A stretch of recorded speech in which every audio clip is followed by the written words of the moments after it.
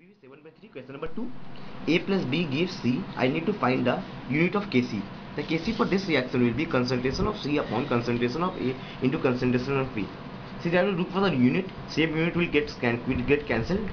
So Kc will be equal to 1 upon concentration, and that will be equal to molarity inverse, or it will be equal to mole to the power minus 1 and liter.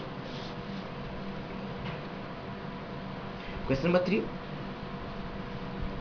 For which of the following reaction does the equilibrium constant depend on the unit of concentration? See, if equilibrium constant is equal to concentration upon concentration, if the power of concentration in the numerator equal to power of concentration in the denominator, then they will get cancelled out, and equilibrium constant will be independent of concentration. But if they are not equal, then equilibrium constant will depend on concentration. So in which case they won't be equal when the stoichiometric coefficient of the product side and stoichiometric coefficient of the reactant side, if R is not equal to P, then they won't cancel each other, and Kc will be dependent on concentration. So in the following reaction, I just have to look in which of the following reaction that stoichiometric coefficient of reactant is not equal to stoichiometric coefficient of product. In the fourth reaction, in the reactant, I have 1 mole of reactant, but I have 2 moles of product.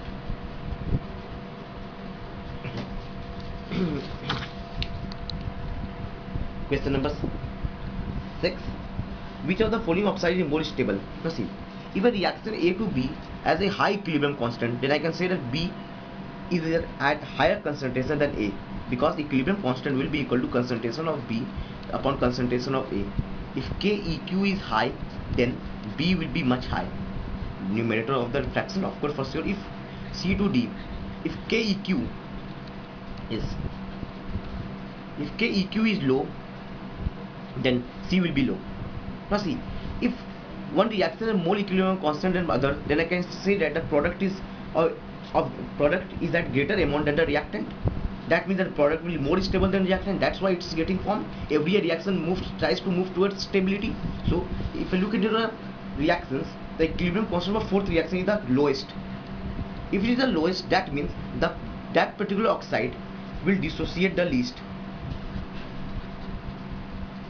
This oxide would dissociate the least, so this will be most stable. This was all in this DPP.